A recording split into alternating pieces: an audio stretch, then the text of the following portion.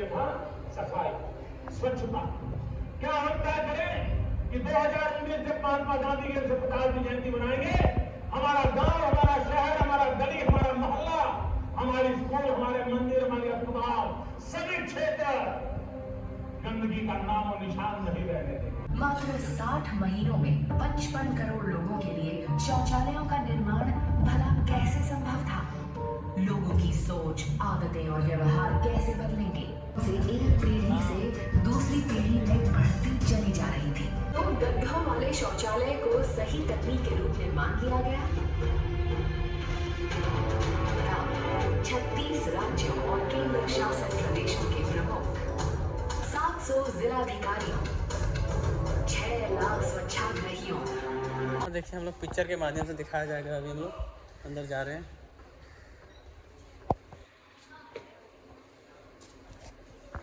तो अभी दोस्तों हम आ चुके हैं न्यू दिल्ली के राष्ट्रीय स्वास्थ्य केंद्र में, जो नरेंद्र मोदी जी हमारे प्रधानमंत्री जो बनाए हैं, स्वस्थ अभियान के बारे में बताया गया है और कैसे स्वस्थ भारत हमारा भारत अभी कहलाता है और स्वच्छता की ओर कैसे हम लोग संघर्ष करते हुए गए, इसके बारे में बताया गया है टीवी के माध्यम से। तो हम लोग यहाँ सीट पर अपना बैठ चुके हैं। हम वेट कर रहे हैं यहाँ डिस्प्ले का।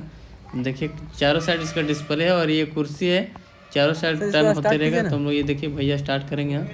चलिए देखते हैं कैसे कैसे स्टार्ट हुआ था।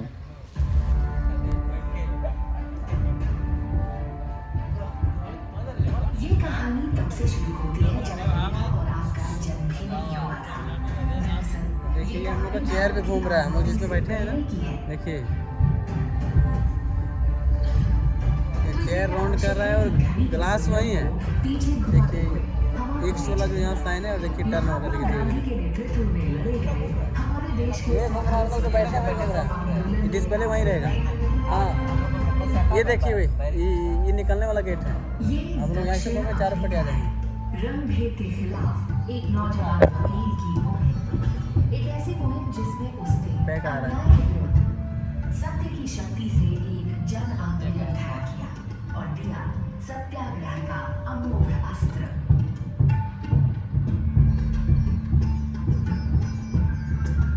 और यही वह कर्मभूमि थी जहां उन्होंने स्वच्छता पर जोर देते हुए स्वच्छता को सामुदायिक जीवन का आवश्यक अंग बनाया।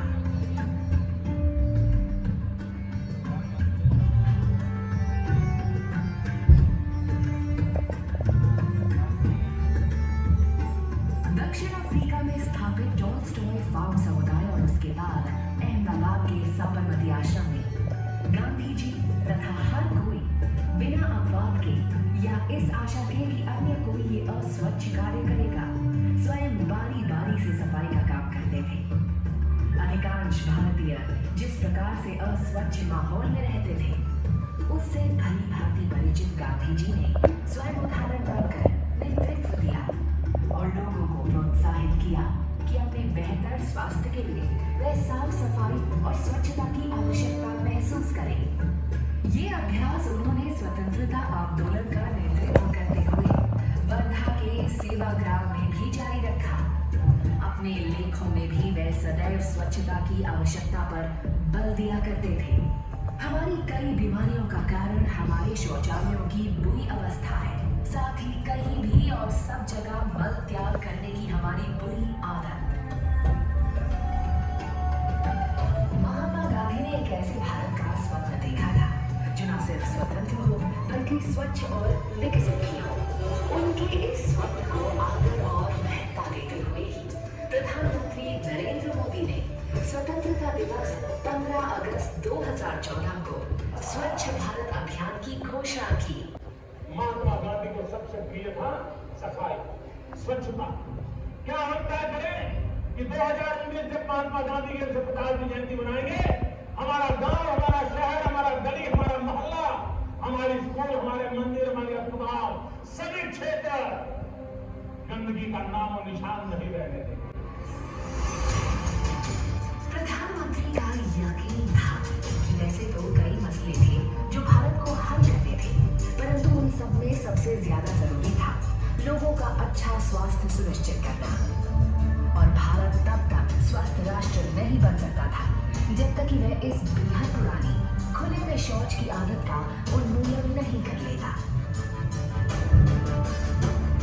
एक ऐसी आदत जो सदियों से एक पीढ़ी से दूसरी पीढ़ी में बढ़ती चली जा रही थी।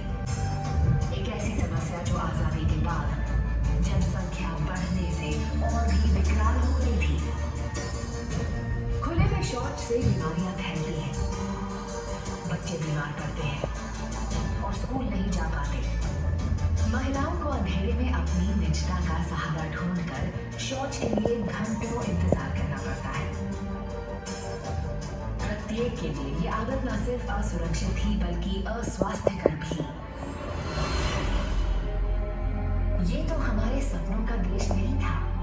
विकास का ये एक ऐसा पैमाना था जिससे देश ने नजर हटा ली थी। अनुमान करिए, आजादी के समय देश के कितने प्रतिशत नागरिकों के पास शौचालय की सुविधा थी? मात्र 1%। 3 दशकों के बाद भी कमोबेश यही स्थिति थी। जब हमने अपना पहला उपग्रह अंतरिक्ष में प्रक्षेपित किया,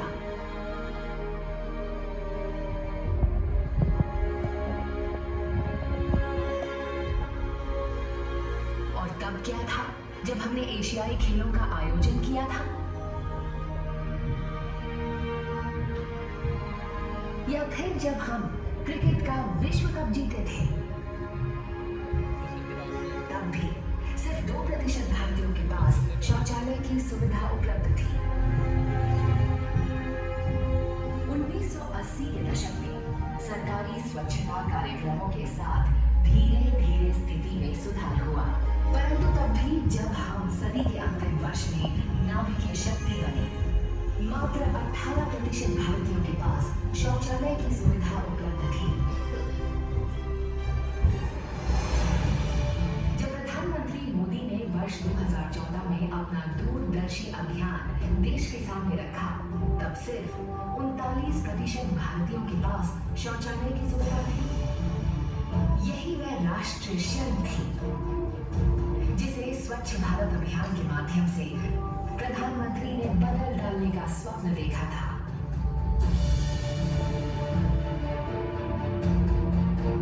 उनकी चाह थी कि 2019 तक भारत स्वच्छ बन जाए।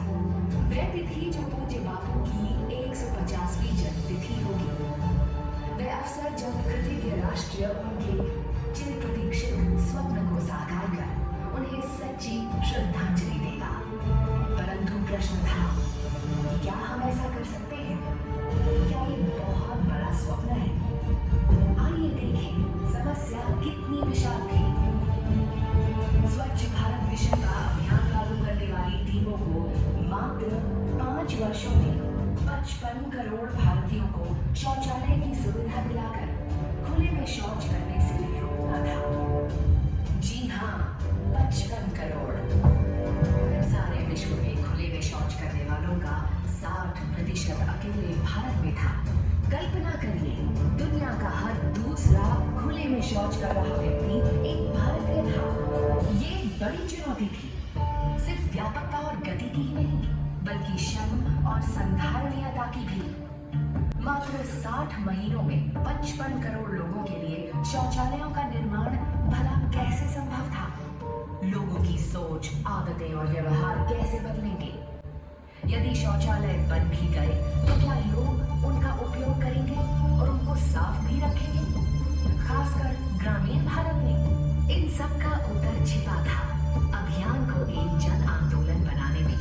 ठीक उसी तरह जैसे गांधी जी के जन आंदोलन के स्वयंसेवक सत्याग्रही कहलाते थे, प्रधानमंत्री मोदी की परिकल्पना में हर राज्य के मुख्यमंत्री, हर जिले के जिलाधिकारी, हर गांव के स्वयंसेवक को अनुप्रेरित किया, जिन्हें प्रधानमंत्री ने नाम दिया भारत के स्वच्छाग्रही। ये स्वच्छाग्रही ही थे जिन्होंने जमीन पर स्वच्छता प्रक्रिया का नेतृत्व किया। दरअसल उनमें से अधिकांश महिलाएं और बच्चे थे। उन्होंने आगे आकर पहल की, न सिर्फ लोगों के व्यवहार और दृष्टिकोण बदलने की, बल्कि उन्हें भी आगे आकर स्वच्छाग्रही बनने को प्रेरित भी किया। जब 2 गड्ढों वाले शौचालय को सही तकनीक के रूप में मान लिया गया,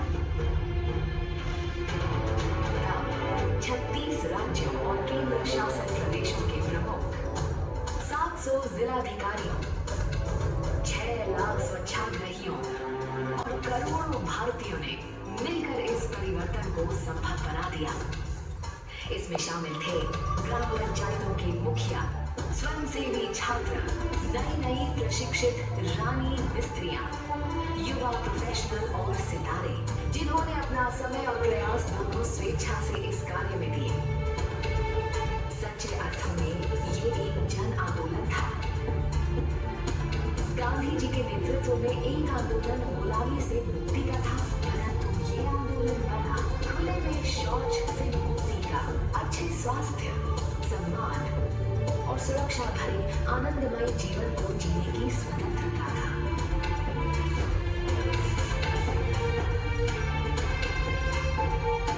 तो कैसे इस सपने को टीम भावना ने साकार किया? 2 अक्टूबर 2019 तक भारत 100% खुले में शौच से मुक्त हो गया।